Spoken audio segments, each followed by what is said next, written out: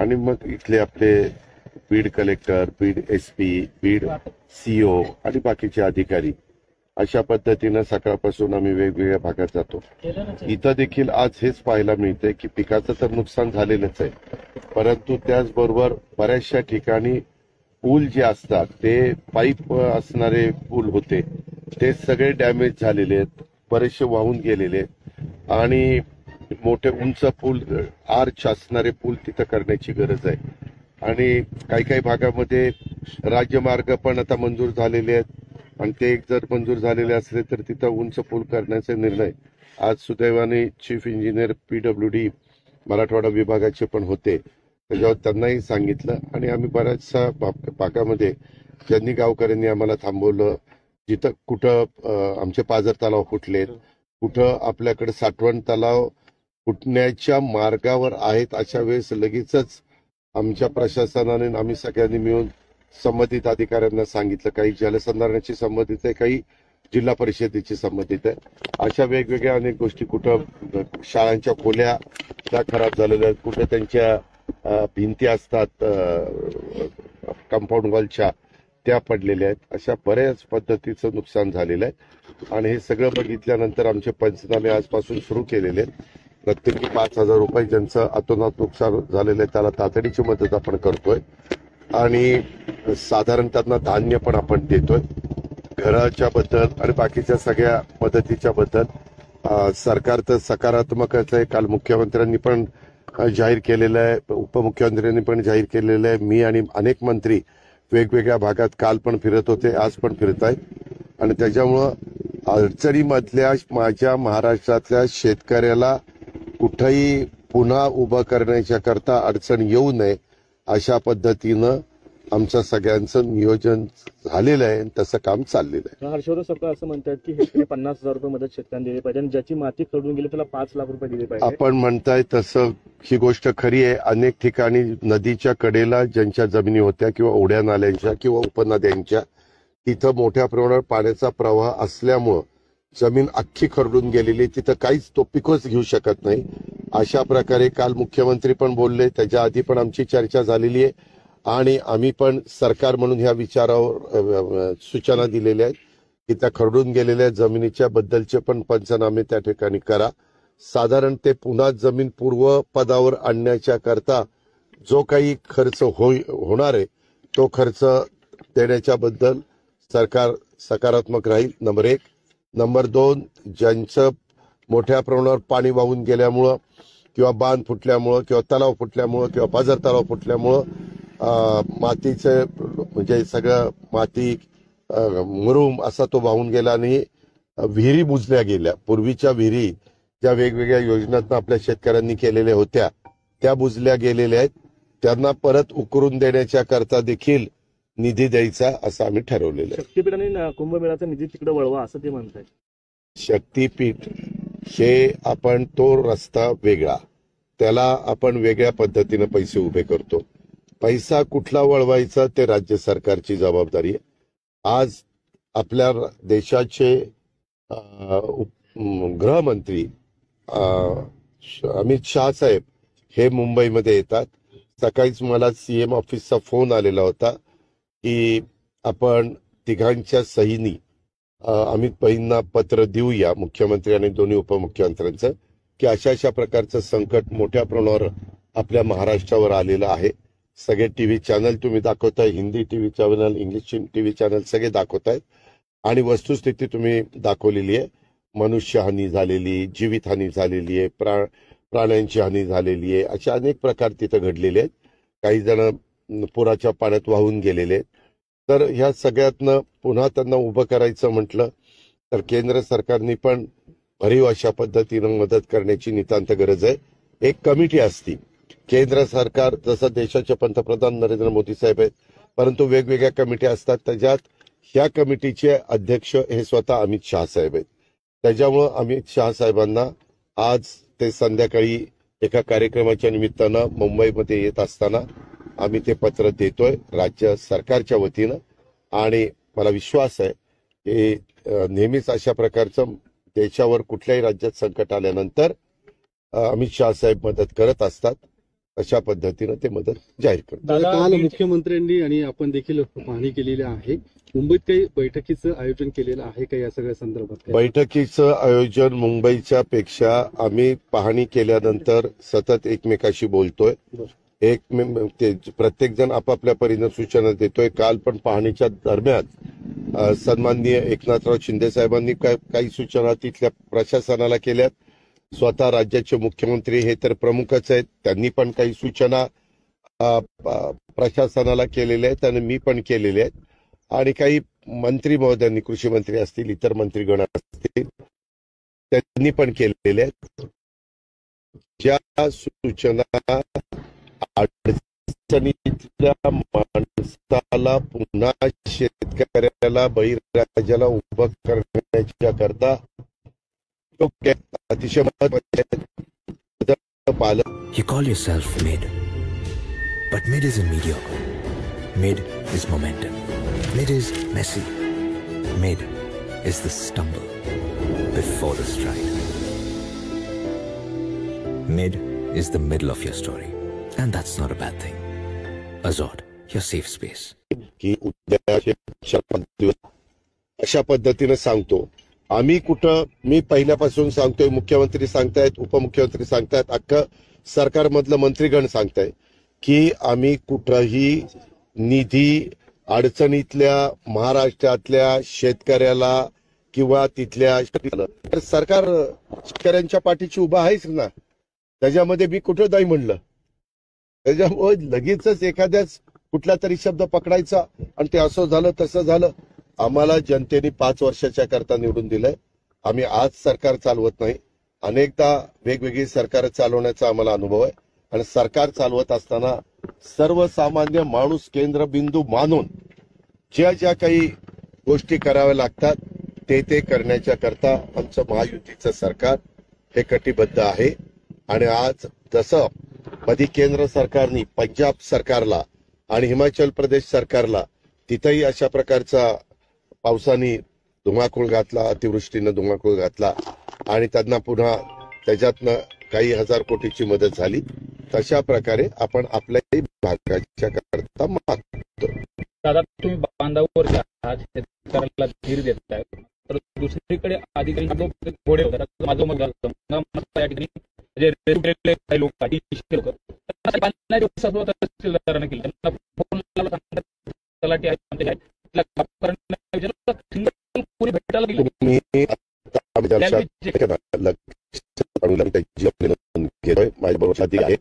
संपल्यानंतर ताबडतोब गाडीत बसल्यानंतर मी लावतो. कारण काल ज्या भागातनं आलो त्या भागात आज मी बीड विधानसभा मतदारसंघ, गेवराई विधानसभा मतदारसंघ अशा भागात जातो. सगळ्यांनाच वाटतं आपल्या आपल्या भागामध्ये त्या ठिकाणी यावं, परंतु साधारण पंकजाताई मुंडे काल ज्या भागात फिरल्या तिथं डुप्लिकेशन व्हायला नको अशा प्रकारचा प्रयत्न आहे. परंतु मी तिथल्या तहसीलदारला ताबडतोब त्या सूचना देईल. आणि विजिट केलेलं आहे सर. गंगामजलेचं सांगा, तुम्ही स्वतः आलेले तिकडे. गंगामजल्यामध्ये रात्री रियालिटी चेक केली न्यूज 18 लोकमतनं, तिथं चपात्या बनवत होत्या, पाणी सुद्धा दिलं नाही. ऐका ना, जिल्हाधिकाऱ्यांनी स्वतः हे केलेलं आहे आणि त्याच्यात माझी तुम्हालाही आभार धन्यवाद देईल. कारण आता हे एकट्या सरकारने आपली सगळ्यांची जबाबदारी तुमच्याही लक्षात आणून यांनी नोंद घेऊ आणि सकारात्मक दृष्टिकोनातनं तो प्रश्न सोडू आणि हाही प्रश्न त्या ठिकाणी सोडू. आणि ह्याच्यातनं सगळ्या आमच्या इथल्या जिल्ह्यातल्या तहसीलदारांना आणि राज्याला पण मला हे पत्रकार परिषदेच्या निमित्तानं सांगायचंय, हे नैसर्गिक संकट आहे, आपल्या कुटुंबावर आलेलं संकट आहे असं समजून प्रत्येक जिल्हाधिकाऱ्यांनी, प्रत्येक मुख्य कार्यकारी अधिकाऱ्यांनी, प्रत्येक माझ्या जिल्ह्यातल्या जिल्हा पोलीस प्रमुखांनी, तहसीलदारांनी, प्रांतांनी, ह्या सगळ्यांनी ही बाब गंभीरतेने घ्यावी आणि ज्यांची ज्यांची जी जबाबदारी आहे ती जबाबदारी पार पाडावी. त्याच्यामध्ये कुठेही कटुता येऊन देऊ नये, कुठेही हलगर्जीपणा होऊन देऊ नये.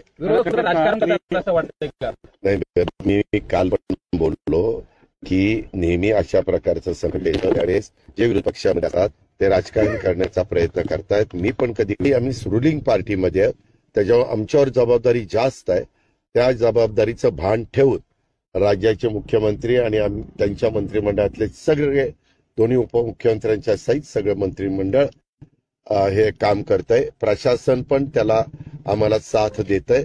कुठं काही लक्षात आलं तर ताबडतोब ती गोष्ट आम्ही गंभीरतेने घेतो. दादा खरं तर आता एका भाषणामध्ये जातीपातीचं राजकारणाचे कान टोचलेले आहेत. त्यांना सांगितलं जातीपातीचं राजकारण करू नका. मात्र यावेळेस बोलत असताना आपण एक आर्थिक आरक्षणासंदर्भात बोललात की कुवतीप्रमाणे आर्थिक विषयावरती देखील आरक्षण दिलं पाहिजे. या संदर्भात कसं आहे, त्याच्यात मी चांगल्या भावनेने बोललो की जातीय सलोखा आपल्या महाराष्ट्रामध्ये राहावा. मी नेहमी सांगतो शिवशाहू फुले आंबेडकरांच्या विचारधारेने आपण पुढे जावं. परंतु काही घटक असाही आहे की देशाला स्वातंत्र्य मिळून 75 वर्ष झाली, परंतु त्याच्यातला काही वर्ग आज देखील मागं राहिलेला आहे, वंचित राहिलेला आहे.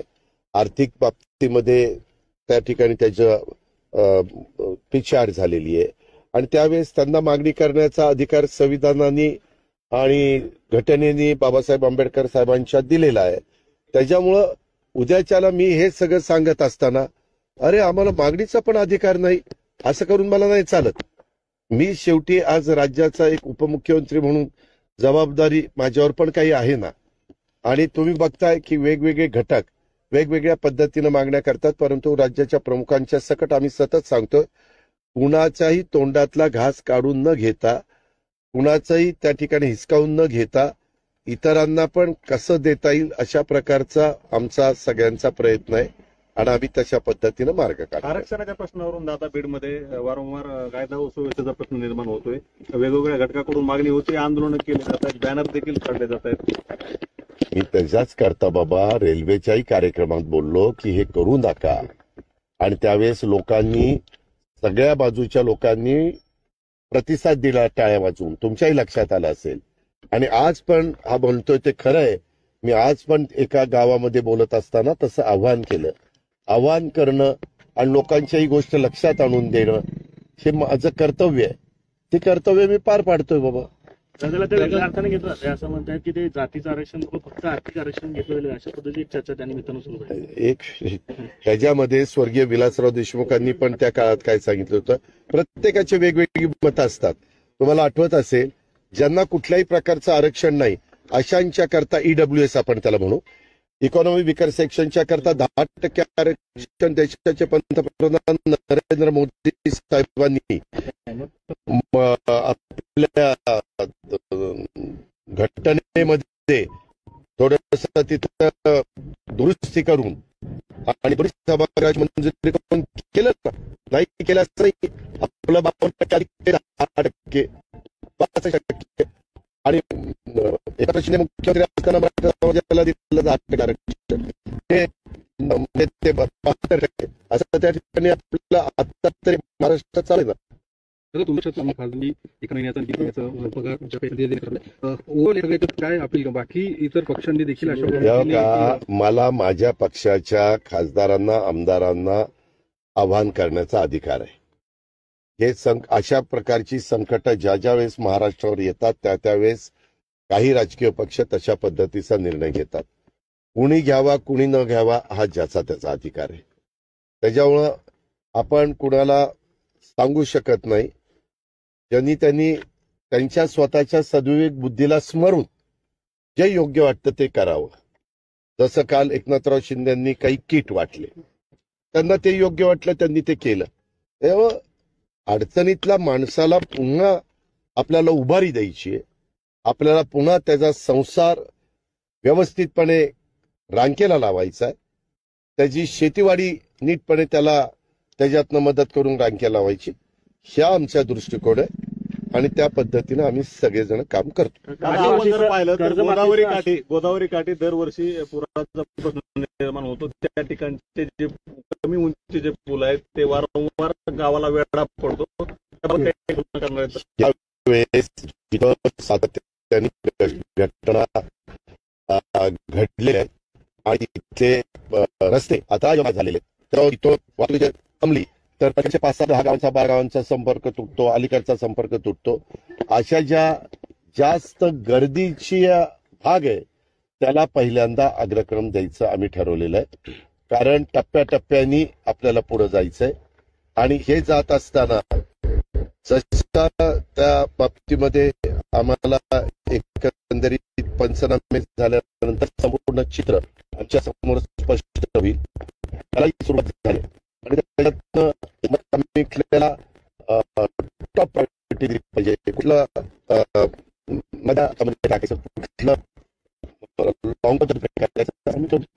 या सगळ्या मी काल राज्याच्या मुख्यमंत्र्यांनी सांगितलेलं आहे काही वेळेस अशा पद्धतीच्या मागण्या करण्याचं काम विरोधक करतात, परंतु एकंदरीत त्याच्यापेक्षा अधिक देण्याचा राज्य सरकारचा प्रयत्न आहे. काल राज्यप्रमुखांनी स्वतः लातूर सोलापूरच्या दौऱ्यावर असताना सांगितलेला, त्याच्यावर आम्ही जर अधिक देण्याचा प्रयत्न करतोय त्याच्यामुळे हा प्रश्न तिथे येत नाही. पीक कर्जमाफी करण्याचं ट्रिगर आहे ते वगळण्यात आलेलं आहे, त्याच्यामुळे पीक विम्याच्या संदर्भात खूप मोठा फटका बसणार. आज ते आमच्या कानावर आले. मी ते सगळे निवेदन घेतलेली आहे.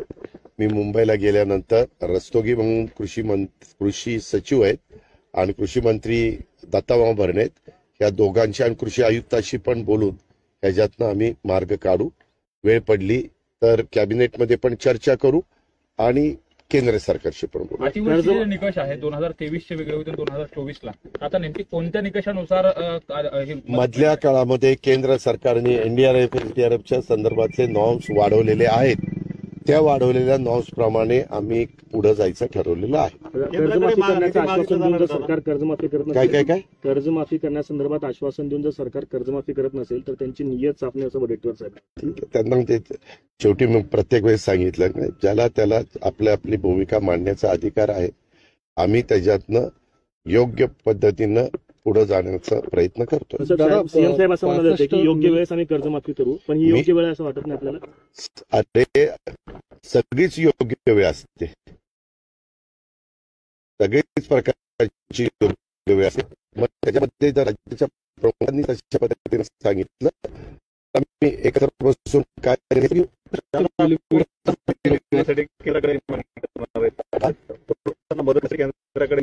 सांगितलं या देशाचे गृहमंत्री आणि ह्या कम्युनिटीचे देशपातळीवरची समिती आहे डिझास्टरच्या संदर्भातली, ते स्वतः आपल्या राज्यात येत आहे.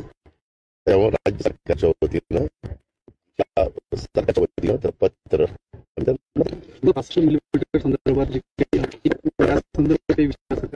काल सांगितलं तुम्हाला की काही भागामध्ये 65 मिलीमीटर नाही पडला तरी सातत्याने गेले 8 दिवस तिचा पाऊस पडून तिला पाणथळ झालेली आहे. त्याला आम्ही चिवडाची पण म्हणतो, वेगवेगळे शब्द आहेत.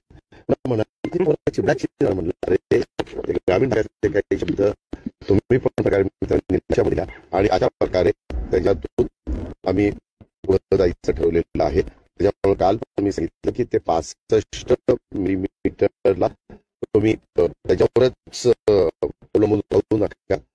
काही भागात फिरत असतात तुमच्याही लक्षात आलं असेल, आम्हालाही प्रतिनिधींनी लक्षात आणून दिलं की इथं पाऊस नाही जास्त पडला 65 एवढा, पण एवढं मोठं नदीला पाच केलं की जवळपास 1 किलोमीटर इकडे पाणी 1.5 किलोमीटर इकडे पाणी गेलं. उद्याच्याला तुम्ही म्हणाले इथं 65 मिलीमीटर पाऊस पडलं नाही, पण पाणी किती वाहिलं आणि त्याच्यात जमीन किती खराब झाली हे पण आपण पाहिजे ना, हे आता लक्षात आलेलं. त्याच्यामुळं जिथं ह्या पाण्याच्यामुळं आमच्या शेतकऱ्याचं नुकसान झालेलं आहे तिथं त्या प्रकारे पंचनामे करण्याच्या सूचना दिल्या आहेत.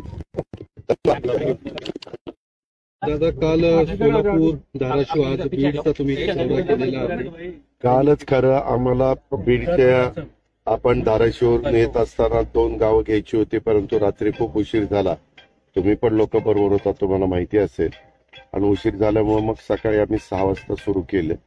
आज माझ्याबरोबर विजयसिंह पंडित आमदार आहेत, डॉक्टर योगेश क्षीरसागर आहेत, आमचे विक्रम काळे आहेत, आणि मग इथले आपले Beed collector, Beed SP, Beed CO आणि बाकीचे अधिकारी, अशा पद्धतीनं सकाळपासून आम्ही वेगवेगळ्या भागात जातो.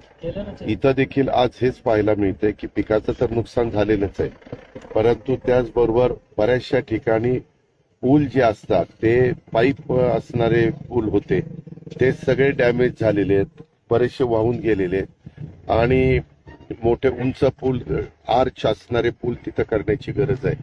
आणि काही काही भागामध्ये राज्यमार्ग पण आता मंजूर झालेले आहेत आणि ते जर मंजूर झालेले असले तर तिथं उंच पूल करण्याचे निर्णय आज सुदैवाने चीफ इंजिनियर PWD मराठवाडा विभागाचे पण होते, त्याच्यावर त्यांनाही सांगितलं. आणि आम्ही बऱ्याचशा भागामध्ये ज्यांनी गावकऱ्यांनी आम्हाला थांबवलं, जिथं कुठं आमचे पाझर तलाव फुटलेत, कुठं आपल्याकडे साठवण तलाव फुटण्याच्या मार्गावर आहेत, अशा वेळेस लगेचच आमच्या प्रशासनाने आम्ही सगळ्यांनी मिळून संबंधित अधिकाऱ्यांना सांगितलं. काही जलसंधारणाची संबंधित आहे, काही जिल्हा परिषदेची संबंधित आहे. अशा वेगवेगळ्या अनेक गोष्टी, कुठं शाळांच्या खोल्या त्या खराब झालेल्या आहेत, कुठं त्यांच्या भिंती असतात कंपाऊंड वॉलच्या त्या पडलेल्या आहेत. अशा बऱ्याच पद्धतीचं नुकसान झालेलं आहे. आणि हे सगळं बघितल्यानंतर आमचे पंचनामे आजपासून सुरू केलेले आहेत. प्रत्येकी 5,000 रुपये ज्यांचं अतोनात नुकसान झालेलं आहे त्याला तातडीची मदत आपण करतोय. आणि साधारण त्यांना धान्य पण आपण देतोय. घराच्या बद्दल आणि बाकीच्या सगळ्या मदतीच्या बद्दल सरकार तर सकारात्मकच आहे. काल मुख्यमंत्र्यांनी पण जाहीर केलेलं आहे, उपमुख्यमंत्र्यांनी पण जाहीर केलेलं आहे. मी आणि अनेक मंत्री वेगवेगळ्या भागात काल पण फिरत होते, आज पण फिरत आहेत. आणि त्याच्यामुळं अडचणीमधल्या माझ्या महाराष्ट्रातल्या शेतकऱ्याला कुठंही पुन्हा उभं करण्याच्या करता अडचण येऊ नये अशा पद्धतीनं आमचं सगळ्यांचं नियोजन झालेलं आहे आणि तसं काम चाललेलं आहे. हर्षवर्धन सपकाळ असं म्हणतात की हेक्टरी 50,000 रुपये मदत शेतकऱ्यांना दिली पाहिजे आणि ज्याची माती खरडून गेली त्याला 5 लाख रुपये दिले पाहिजे. आपण म्हणताय तसं ही गोष्ट खरी आहे. अनेक ठिकाणी नदीच्या कडेला ज्यांच्या जमिनी होत्या किंवा ओढ्या नाल्यांच्या किंवा उपनद्यांच्या, तिथं मोठ्या प्रमाणावर पाण्याचा प्रवाह असल्यामुळं जमीन अख्खी खरडून गेलेली, तिथं काहीच तो पिकच घेऊ शकत नाही. अशा प्रकारे काल मुख्यमंत्री पण बोलले, त्याच्या आधी पण आमची चर्चा झालेली आहे. आणि आम्ही पण सरकार म्हणून ह्या विचारावर सूचना दिलेल्या आहेत की त्या खरडून गेलेल्या जमिनीच्या बद्दलचे पण पंचनामे त्या ठिकाणी करा. साधारण ते पुन्हा जमीन पूर्वपदावर आणण्याच्या करता जो काही खर्च होणार आहे तो खर्च देण्याच्या बद्दल सरकार सकारात्मक राहील. नंबर 1. नंबर 2, ज्यांचं मोठ्या प्रमाणावर पाणी वाहून गेल्यामुळं किंवा बांध फुटल्यामुळं किंवा तलाव फुटल्यामुळं किंवा पाझर तलाव फुटल्यामुळं मातीचं म्हणजे सगळं माती मुरुम असा तो वाहून गेला आणि विहिरी बुजल्या गेल्या. पूर्वीच्या विहिरी ज्या वेगवेगळ्या योजनांना आपल्या शेतकऱ्यांनी केलेल्या होत्या त्या बुजल्या गेलेल्या आहेत. त्यांना परत उकरून देण्याच्या करता देखील निधी द्यायचा असं आम्ही ठरवलेलं आहे. की आपण तिघांच्या सहीनी अमित भाईंना पत्र देऊया, मुख्यमंत्री आणि दोन्ही उपमुख्यमंत्र्यांचं, की अशा अशा प्रकारचं संकट मोठ्या प्रमाणावर आपल्या महाराष्ट्रावर आलेलं आहे. सगळे टीव्ही चॅनल तुम्ही दाखवताय, Hindi TV channel, English TV channel सगळे दाखवतायत आणि वस्तुस्थिती तुम्ही दाखवलेली आहे. मनुष्यहानी झालेली, जीवितहानी झालेली आहे, प्राण्यांची हानी झालेली आहे. अशा अनेक प्रकार तिथं घडलेले आहेत. काही जण पुराच्या पाण्यात वाहून गेलेले आहेत. तर ह्या सगळ्यातनं पुन्हा त्यांना उभं करा.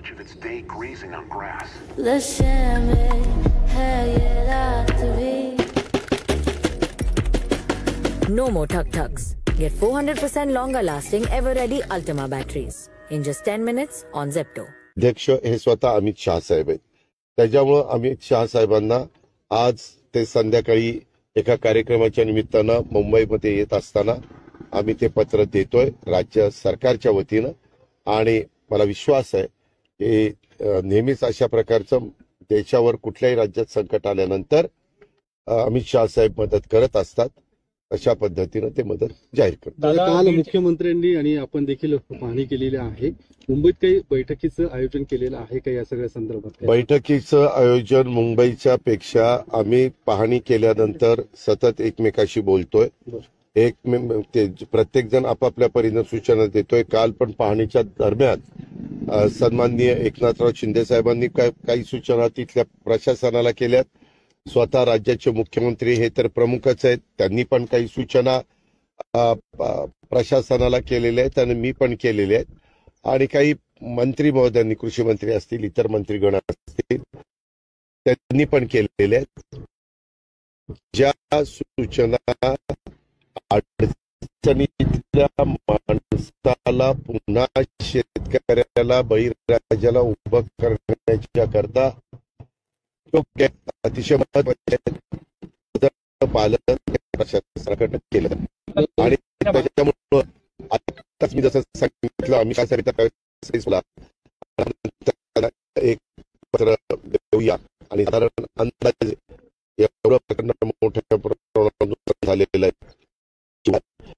मित्रांनो, आपल्याला सगळ्यांना माहिती आहे की उद्याचे 4-5 दिवस पुढे त्याच्यात पण अतिवृष्टीचा सर्वातला अंदाज हवामान विभागाने व्यक्त केलेला आहे आणि रेड अलर्ट पण त्यांनी सांगितलेला आपल्याला घ्यायचे. मी हे सगळं अडचणीतल्या माणसाला मदत करत असताना इतर विकासाची कामं अशी मुख्यमंत्र्यांनी आम्ही अहिल्या ते नगर चालू केली. त्याच्यामध्ये मित्रांनो तुम्हाला माहिती 35 वर्षाची मेट्रो 35-40 वर्षाची पडलेली होती तर ती नव्हती, ती गती आली. आता आम्हाला विमानतळाला आम्ही गती दिलेली आहे. केंद्रीय राज्यमंत्री मुरलीधर मोहोळ यांच्याशी माझं बोलणं झालं. त्यांची निरोप आले 29 तारखेला बीडला किती येते. त्याच्यामध्ये माझ्या सभागृहात आमच्या आमदारांनी मला मागितलेली होती की तिकडं संभाजीनगरला विमानतळ आहे, लातूरला आहे, उस्मानाबादला आहे, नांदेडला आहे, परंतु आमच्या इकडच्या भागात नाहीये आणि त्याची गरज आहे. विमानतळाची धावपट्टीच आपण करतोय, परंतु चांगल्या पद्धतीनं उद्याच्याला बऱ्यापैकी मोठं विमान उतरायचं म्हटलं तरी उतरता येऊ शकेल अशा प्रकारची जागा एक्वायर करण्याचा निर्णय घेतलाय आणि त्याच्याकरता टीम उद्याच्या 29 तारखेला येते आणि तसे निरोप मी पण दिलेले आहेत आणि कलेक्टर म्हणले आम्हाला पण सूचना आलेल्या आहेत. तुम्ही म्हटलं होतं की सर्व सोम आणि त्याचं मात्र